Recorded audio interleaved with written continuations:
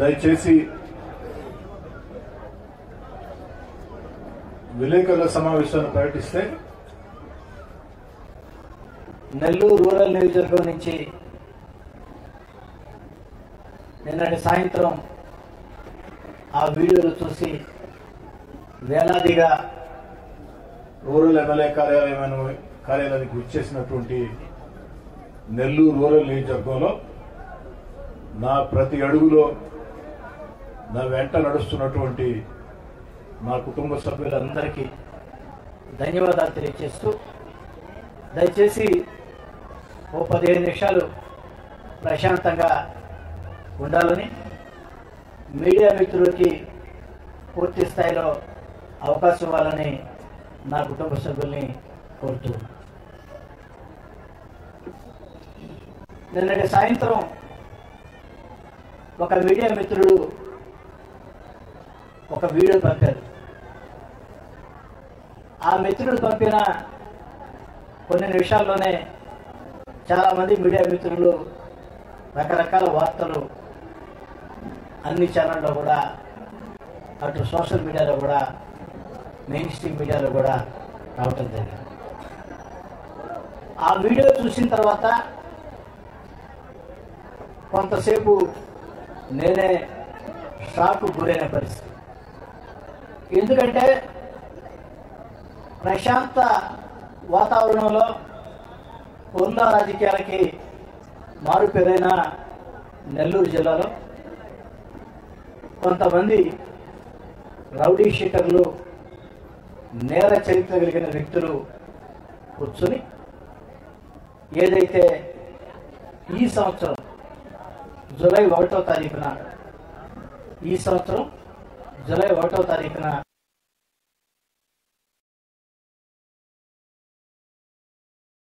షాకు గురైన పరిస్థితి. అందులో ఒకరంటారు రూరల్ ఎమ్మెల్యేని చంపేస్తే డబ్బే డబ్బు అని, మరొకరంటారు చంపేద్దామని, ఇంకొకరంటారు ఉదయం మాట్లాడుకుందామని. జరిగిన సంఘటన పోలీసులు విచారిస్తున్నారు. నేను ఈ నిమిషం దాకా ఎక్కడ ఏ మీడియాతో మాట్లాడలా. మీడియా మిత్రులు మాటా మంతి కార్యక్రమంలో ఒక చిన్న ఆవేదన వ్యక్తం చేశాను. ఏమిటంటే అప్పుడే జిల్లా ఎస్పీ గారి స్టేట్మెంట్ వచ్చింది. 3 రోజుల ముందే మాకు ఈ విషయం తెలుసు, విచారిస్తున్నామని. నేను ఎందుకు ఆవేదన వ్యక్తం చేశానంటే, బాధ వ్యక్తం చేశానంటే, 3 రోజుల ముందు ఈ వీడియో రూరల్ ఎమ్మెల్యేని చంపేస్తే డబ్బే డబ్బు, చంపేద్దాం, రేపు ఉదయం మాట్లాడుకుందాం.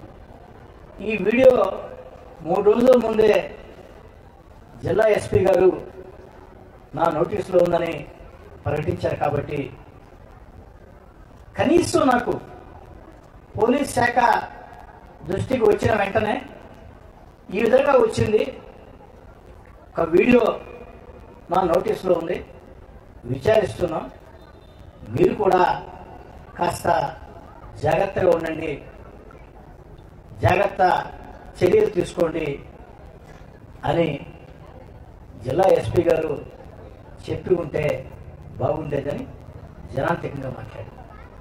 అంతకు మించి ఈ వీడియో మీద నేను ఎక్కడా కూడా ఒక మాట కూడా మాట్లాడలా.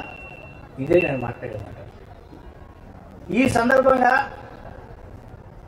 ఒక తెలుగుదేశం పార్టీ శాసనసభ్యుడిగా అనే దానికంటే ఒక పౌరుడిగా నేను అడుగుతున్న పోలీస్ శాఖని, రౌడీ షీటర్లు, నేర చరిత్ర కలిగిన వ్యక్తులు మాట్లాడిన వీడియోలో రూరల్ ఎమ్మెల్యేని చంపేస్తే డబ్బే డబ్బు అన్నారు కదా, ఆ డబ్బు వారికి ఎవరిస్తామని చెప్పారు. ఆ డబ్బు ఎందుకంటే నేను పౌరుడిగా అడగొచ్చు, కానీ ఈ పౌర సమాజం 1కి 3 సార్లు నన్ను ఎమ్మెల్యే చేసింది. కాబట్టి ఓ ఎమ్మెల్యేని హత్య చేయాలంటే డబ్బు వస్తుందంటే ఆ డబ్బు ఎవరు ఇస్తామని చెప్పారు. ఇది పోలీసు విచారణలో తేడా. అయితే అత్యంత బాధాకరం ఏంటంటే, వచ్చిందయ్యా మన సాక్షి రాలేదా? సాక్షి కూడా వచ్చింటే బాగుండేది, వారు ప్రశ్నలు అడుగుంటే బాగుండేది. కానీ ఈ వీడియో ఒక అన్ని ఛానల్స్లో వస్తూ ఉంటే నేను ఎక్కడ ఒక మాట కూడా దీనికి కారణం ఎవరోని నేను మాట్లాడకముందే గుమ్మడికాయల దొంగ ఎవరు అంటే భుజాలు తౌడుకున్నట్టు వైఎస్ఆర్ కాంగ్రెస్ పార్టీ మీడియా, రోత పత్రిక సాక్షి, రోత media Sakshi TV, YSR Congress party social media దీని మీద పెద్ద ఎత్తున దుర్మార్గంగా అభండాలు సృష్టిస్తూ కనీసం బాధితుడు అయినటువంటి నేను పలాని వాళ్ళు కారణం చెప్పకముందే వైఎస్ఆర్ కాంగ్రెస్ పార్టీ మీడియా గుమ్మడికాయ దొంగ ఎవరంటే భుజాలు దౌడుకున్నట్టు మీరెందుకయ్యా భుజాలు దౌడుకుంటున్నారు? ఆ వీడియో అబద్ధమా? వీడియో నిజమే కదా? వీడియో మాట్లాడిన మాటలు నిజమే కదా? మరి ఆ దిశగా పోలీసులు విచారించాలా? ఏ పార్టీ శాసనసభ్యుడైనా సగటు పౌరుడైనా న్యాయం చేయాలా అని అడగాల్సిన ఒక బాధ్యతాయుత వైఎస్ఆర్ కాంగ్రెస్ పార్టీ బాధ్యతాయుతం అంటే వాళ్ళు బాధ్యతలు ఎప్పుడో మర్చిపోయారు. బాధ్యతలు మర్చి అసెంబ్లీ కూడా రాకుండా తప్పించుకొని తిరుగుతున్నారంటే వాళ్ళకేం బాధ్యత ఉంటుంది? యథావిధిగా మీడియాలో, సాక్షి మీడియాలో, సాక్షి సోషల్ మీడియాలో వార్తలు.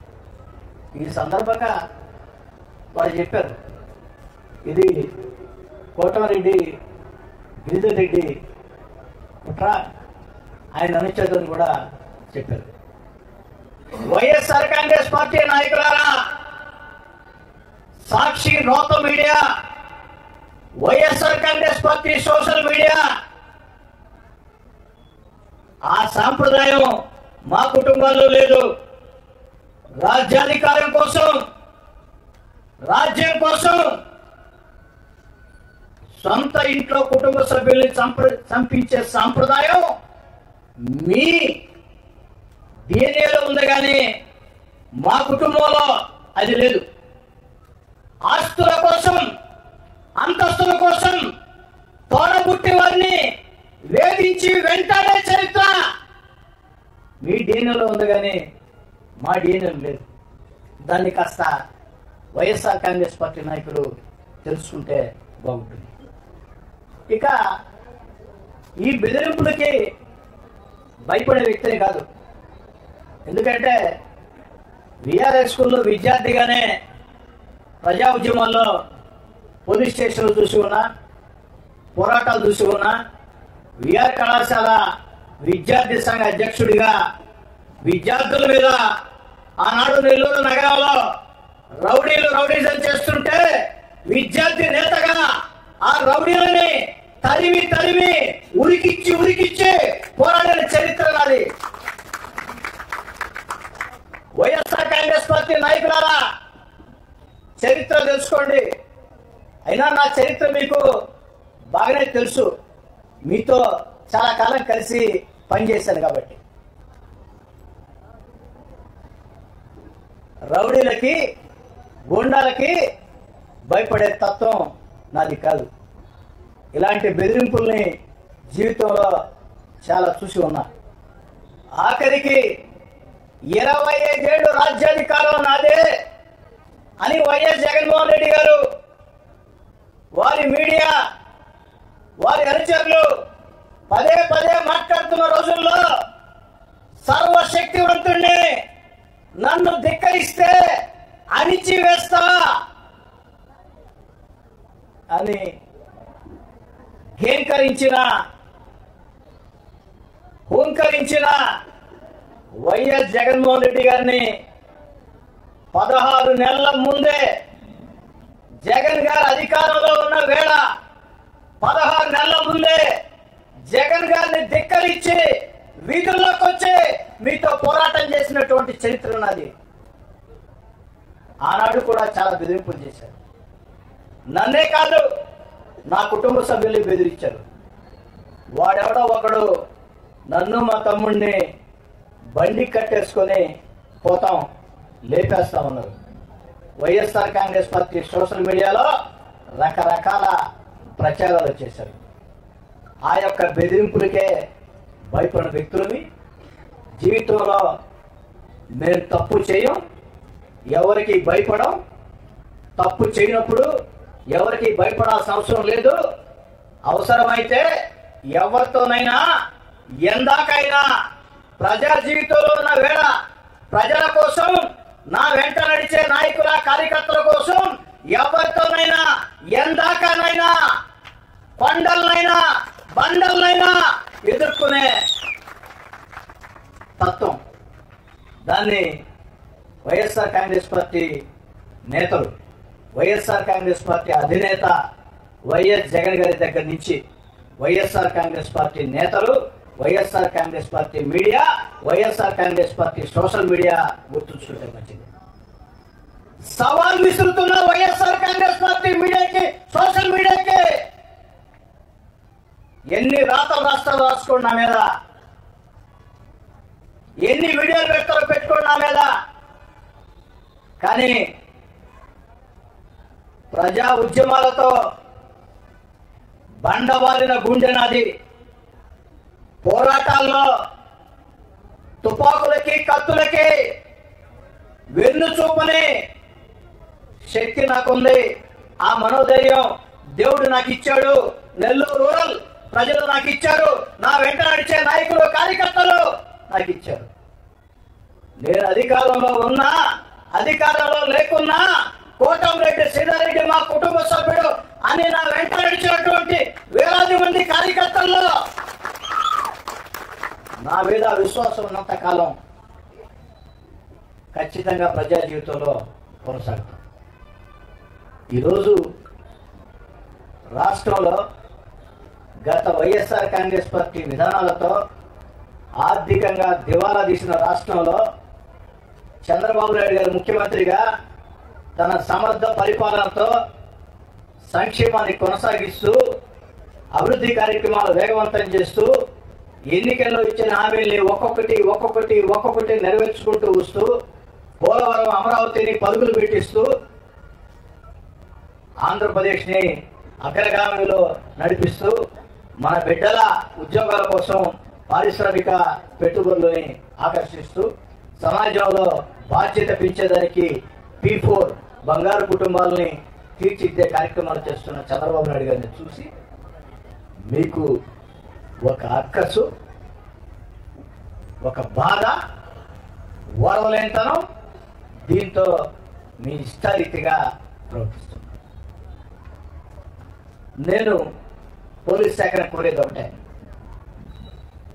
ఎవరు నన్ను చంపితే ఆ కోర్టు డబ్బు ఇస్తామన్నది ఎవరు? డబ్బే డబ్బు అన్నారు. ఆ డబ్బు ఎవరు ఇస్తామని చెప్పారు? దయచేసి దాన్ని తేల్చండి. తేల్చాల్సిన బాధ్యత పోలీస్ యంత్రాంగం మీద ఉంది. అయితే ఇలాంటి బొడ్డ బెదిరింపుల్ని నేను కాదు కదా, నా మనవడు, నా మనవరాలు కూడా లెక్క చేయరు. వైఎస్ఆర్ కాంగ్రెస్ పార్టీ నేతలారా, వైఎస్ఆర్ కాంగ్రెస్ పార్టీ నేతలారా,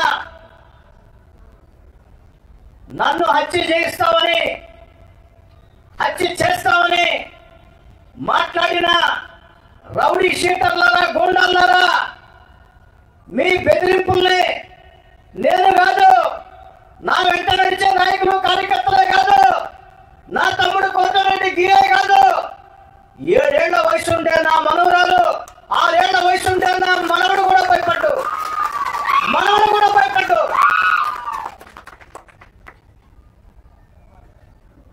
ఎవరు జీవితకాలం బతకరు. భూమి ఉన్నంతకాలం ప్రతి మనిషికి ఏదో ఒక రోజు మరణం వస్తుంది. కానీ భయపడుతూ బతికి అలవాటు మా దగ్గర లేదు. నా దగ్గరే కాదు, నా వెంట నడిచే నాయకుల కార్యకర్తల వద్ద కూడా భయం అన్న పదం మాకు తెలీదు. భయం అన్న పదం మాకు తెలీదు. కాబట్టి ఇలాంటి బుడ్డ బెదిరింపుల్ని లెక్క చేసే వ్యక్తిని కాదు అని చెప్పని తెలియచేస్తూ, నా చివరి శ్వాస ఉన్నంత వరకు, ఓపిక ఉన్నంత వరకు, ఊపిరి ఉన్నంత వరకు ప్రజా జీవితంలో కొనసాగుతాం, ప్రజల మధ్యలో ఉంటాం. ఈ 14 నెలల్లో చంద్రబాబు నాయుడు గారి ఆశీస్సులతో, పవన్ కళ్యాణ్ గారి ఆశీస్సులతో, నారా లోకేష్ గారి ప్రోత్సాహంతో, జిల్లాలో ఉన్న ఇద్దరు మంత్రులు పొంగూరు నారాయణ గారు, ఆనవ రామనారాయణ గారి సహకారంతో, పార్లమెంటు సభ్యులు వేమిరెడ్డి ప్రభాకర్ రెడ్డి గారి సహకారాలతో, ఆ దేవుడి దయతో నెల్లూరు రూరల్ నియోజకవర్గంలో 300 కోట్లతో అభివృద్ధి పనులు చాలా వరకు పూర్తయి ఇంకొన్ని పూర్తిగా ఉన్నాయి. రూరల్ నియోజకవర్గంలో ఎవరైనా నా వద్దకు వచ్చి సమస్య ఉంది అంటే, ఎలాంటి సమస్య అయినా అది పరిష్కారం కావాలా అనే తత్వం నాది. ఎవరు ఫోన్ చేసినా, ఏ సమయంలో ఫోన్ చేసినా ఫోన్ ఎత్తి సమాధానం చెప్పి ఆ బాధల్లో కష్టాల్లో ఉన్న వ్యక్తులకి వెంట నడిచే తత్వం నాది. కాబట్టి నెల్లూరు రూరల్ నియోజకవర్గంలో మరింత ఉత్సాహంతో ఈ అభివృద్ధి పనులు ముందుకు సాగిస్తాం. చంద్రబాబు నాయుడు గారు పెట్టిన సంక్షేమ పథకాలు అరువులకు అందిస్తాం. కష్టం నష్టం అని ఏ ఒక్కరు వచ్చినా అండగా నిలబడతాం. చివరి శ్వాస ఉన్నంత వరకు కూడా ప్రజా జీవితంలో కొనసాగుతాం. ఇలాంటి బెదిరింపుల్ని లెక్క చేయనని చెప్పి తెలియజేస్తూ సెలవు తీసుకుంటాం.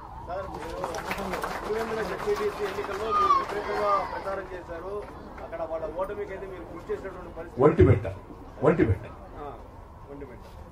అక్కడ వైసీపీ ఓడిపోవడానికి మీరు కూడా ప్రధానమైన కారణం కాబట్టి అందులో భాగంగా జరిగిందని భావించారు. ఒంటిమిట్టలో ఓ తెలుగుదేశం పార్టీ కార్యకర్తగా ఓ 3 రోజుల పాటు నా ప్రచారం ఇచ్చేశా. మీకు అందరూ కూడా తెలుసు.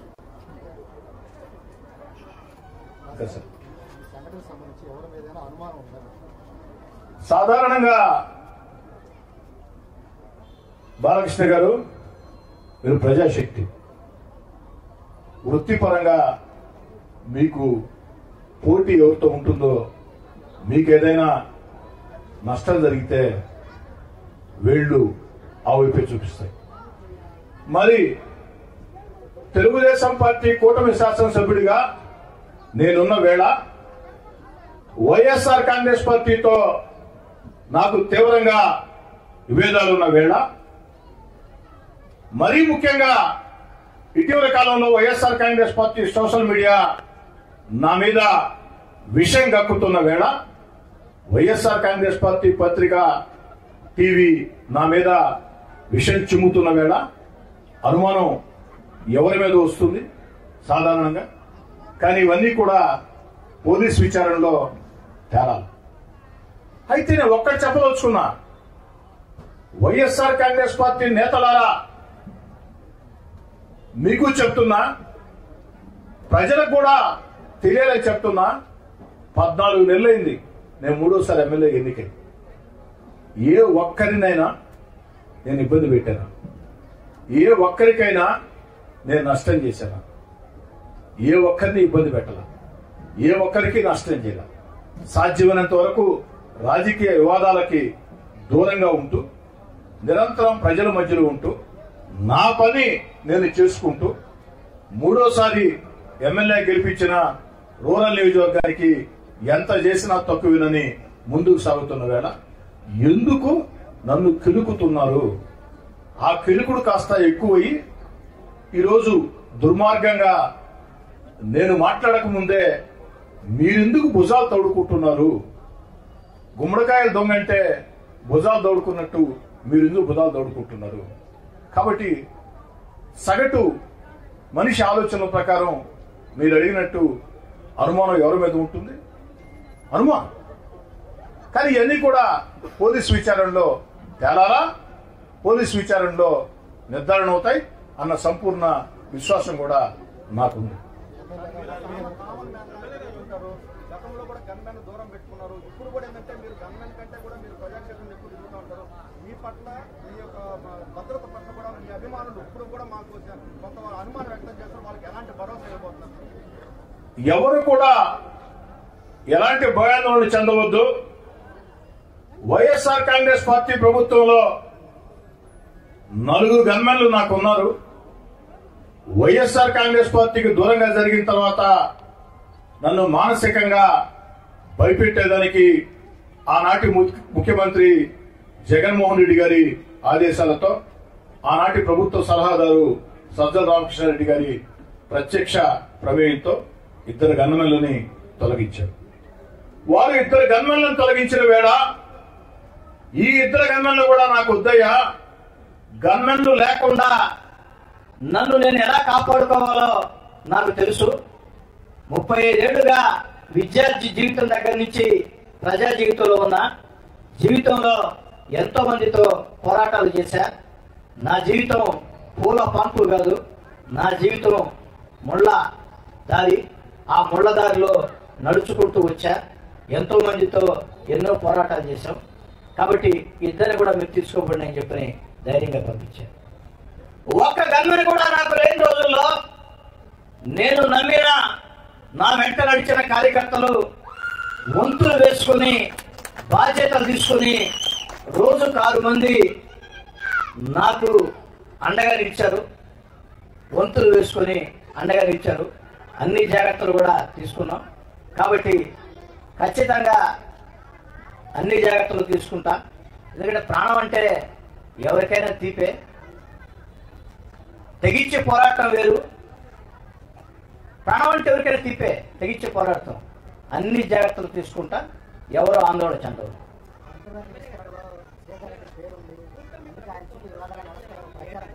ఒకరు మార్చి గాయస్ బాయ్ ఎవరు ఒకరు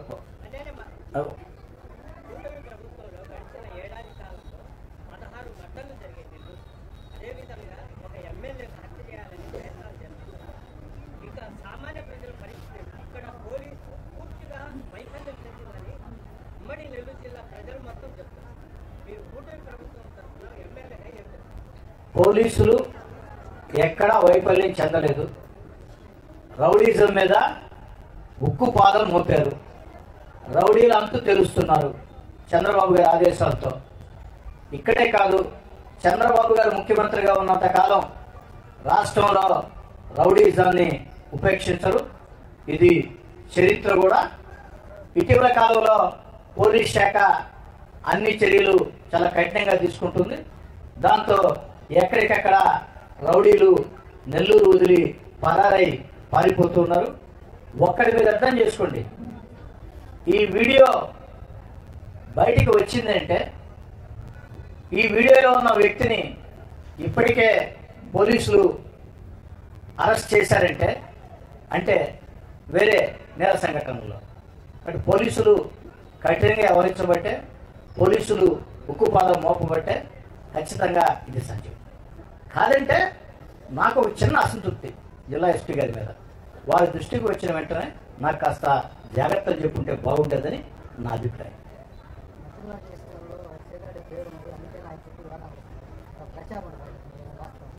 మంత్రివర్గ విస్తరణలో కోటమిరెడ్డి శ్రీధర్రెడ్డి పేరుంది, అందుకే చుట్టూ వివాదాలు ఉన్నాయంటే దానికి నా కాడ సమాధానం లేదు.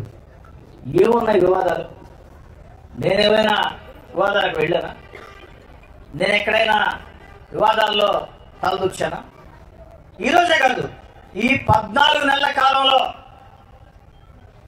ఆ 16 నెలలు వైఎస్ఆర్ కాంగ్రెస్ పార్టీకి నేను దూరంగా జరిగిన తర్వాత నన్ను నమ్మి నా వెంట నడిచిన నాయకుల్ని, కార్యకర్తల్ని వైఎస్ఆర్ కాంగ్రెస్ పార్టీ నాయకులు వెంటాడినా, వేధించినా, అక్రమ కేసులు బనాయించినా, రౌడీజం చేసినా మేము అధికారంలోకి వచ్చిన తర్వాత ఏ ఒక్కరిని ఇబ్బంది పెట్టలా. ఎందుకంటే మా నాయకుడు చంద్రబాబు నాయుడు గారు స్పష్టమైన ఆదేశాలు, ప్రతీకార చర్యలకి పాల్పడవద్దు, ప్రతీకార చర్యలకి పాల్పడకుండా ప్రజలకు ఏ విధంగా మేలు చేయాలా అన్న ఆలోచన చేయండి నా ఒక్కడికే కాదు, రాష్ట్రంలో ఉండే ఎమ్మెల్యేలందరికీ ఇచ్చిన మాట శిరోధార్యంగా భావించి తెలుగుదేశం పార్టీ కూటమి ఎమ్మెల్యేలు ప్రజా జీవితంలో ముందుకు సాగుతున్నారు. ఏం దేవా గారు, అజయ్, రాజేష్, మురళి, వాట్సాప్, సాగర్ గారు, సురేష్, వెంకటరమణ గారు, ఉదయ్ గారు, సురేంద్ర గారు, బాలకృష్ణ కోట అయిపోయింది అనుకోండి, మహేష్ గారు,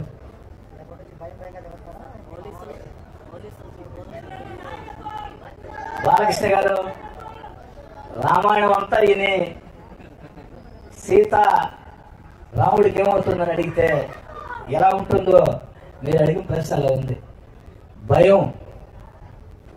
సినిమా డైలాగ్ కాదు బాలకృష్ణ గారు, నీకు కూడా నేను ఇప్పటి నుంచి కాదు కళాశాల ఇప్పటి నుంచి తెలుసు. కాబట్టి భయం నా రక్తంలో లేదని నేను మళ్ళీ చెప్పాల్సిన అవసరం లేదు. భయం ఒక్క వెంట్రుకలో ఉన్నా 16 నెలల అధికారాన్ని వదులుకొని జగన్ రెడ్డి గారిని ధిక్కరించి వీధుల్లోకి వచ్చి పోరాటం చేయాలి. ఇలాంటి రౌడీల్ని, ఇలాంటి గూండాల్ని, ఇలాంటి బెదిరింపుల్ని జీవితంలో ఇన్ని చూసి ఉండాలి.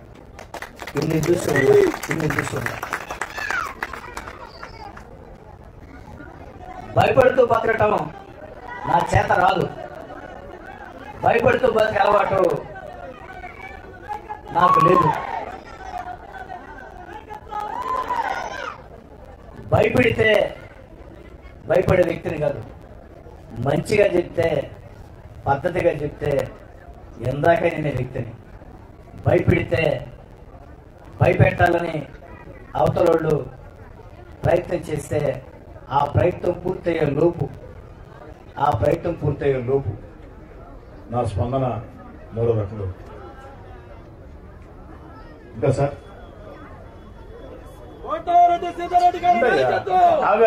మాట్లాడుతున్నాడా?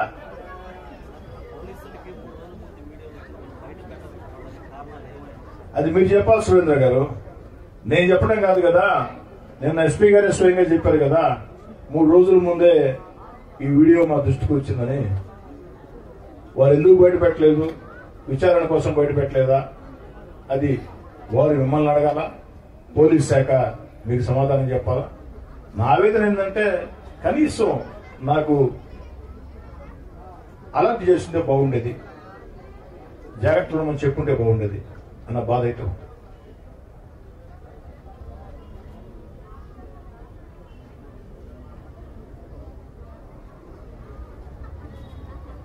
ఎన్ని ప్రశ్నలు అడగమని చెప్పాను సార్. ఎవరందరినీ? వాళ్ళందరూ వచ్చారా, టీవీలో చూశారు, 10 గంటలకు ప్రెస్ మీట్ అన్నారు, సంఘీభావం తెలియజేస్తే కుటుంబ సభ్యుడిగా వచ్చారు. ఈ ఆఫీస్కి జనం రావటం కొత్త ఏం కాదు. అధికారం ఉన్నా అధికారం లేకున్నా ముఖ్యమంత్రులతో పోరాడిన రోజుల్లో కూడా ఈ కార్యాలయం జనంతో ఎప్పుడు నిండుగా ఉండేది. ఎందుకంటే నెల్లూరు రూరల్ ప్రజలకి ఒక భరోసా, ఒక ధైర్యం. కష్టం వస్తే, సమస్య వస్తే నెల్లూరు రూరల్ ఎమ్మెల్యే కార్యాలయం వెళితే ఓదార్పు దొరుకుతుంది అన్న భరోసా.